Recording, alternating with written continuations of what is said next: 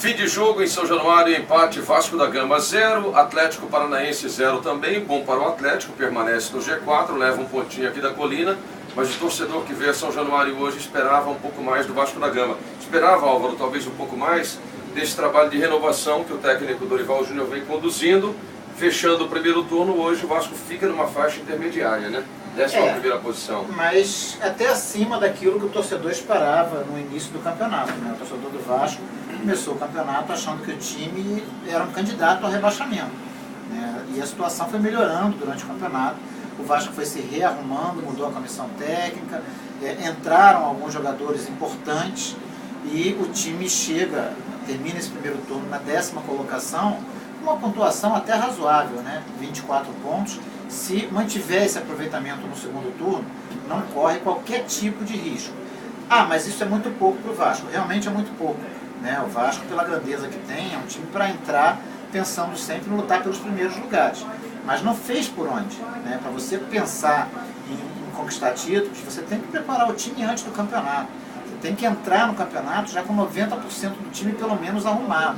Você tem que ter um elenco para disputar o Campeonato Brasileiro. E o Vasco não tinha nada disso. Não tinha sequer um time, quanto mais um elenco.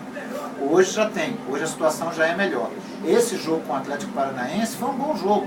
A gente não teve gols, né, mas vimos duas equipes dispostas a atacar o tempo inteiro, buscar o gol o tempo todo. As chances surgiram. Faltou um pouquinho de pontaria, um pouquinho de tranquilidade para os atacantes.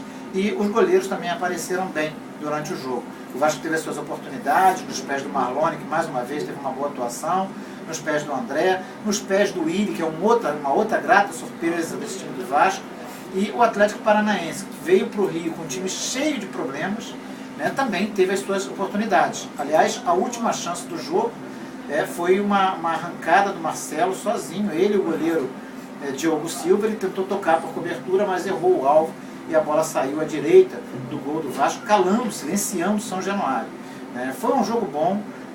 O Atlético mostrou que tem uma força de equipe muito grande, né? Com todos os problemas, com algumas improvisações, o time conseguiu encarar o Vasco dentro de São Januário e levou um resultado honroso para Curitiba. É um time que chega a 12 jogos invictos até agora e não está no G4 por acaso. Verdade. Álvaro, a gente termina o primeiro turno assim, com o Flamengo e Fluminense lutando lá embaixo para não ficar na zona do rebaixamento, com o Vasco numa faixa intermediária e com o Botafogo como vice-líder do Campeonato Brasileiro. Essa é a projeção para o segundo turno também? Cuidado com o que você vai falar, hein? Me parece que sim. Eu acho que os times têm que se preparar, porque o segundo turno é sempre muito mais difícil do que o primeiro, né? No segundo turno, a perspectiva de você cair para a zona de rebaixamento faz algumas equipes jogar sempre no limite, né? Verdade. Então, isso torna o segundo turno muito diferente do primeiro. Mas a expectativa que eu tenho é de ver a briga pelo título restrita aos 6 primeiros colocados. O Atlético está nesse bolo, vai ter o Atlético Paranaense, eu acho que vai ter fôlego para permanecer? Tem fôlego para ficar. Cruzeiro, Botafogo, Grêmio, Atlético Paranaense, Corinthians e Internacional. A meu ver, o campeão sai desse bolo aí. O Vasco vai ficar numa posição intermediária, assim como eu acho que ficarão em posições intermediárias o Fluminense e o Flamengo. Só que esses dois times precisam abrir o olho, porque continuam oscilando muito. O Vanderlei parece começar a encontrar um caminho para o Fluminense, mas no jogo contra o Bahia, por exemplo, barrou o Rafael Sobis para colocar o Marcos Júnior.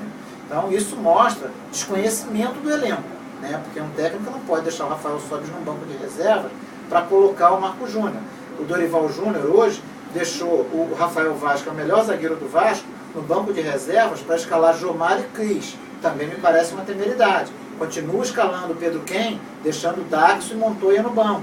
Também me parece uma temeridade. Então os técnicos precisam ajudar também, né? Mas pelo que jogou hoje, a dupla ideal seria Jomar e o Rafael Vaz. Talvez, mas o Rafael Vaz, de todos os zagueiros que o Vasco tem, é o melhor. É o jogador que joga mais sério, que se apresenta à frente, cobra falta bem. Então não pode ficar no banco um jogador como ele.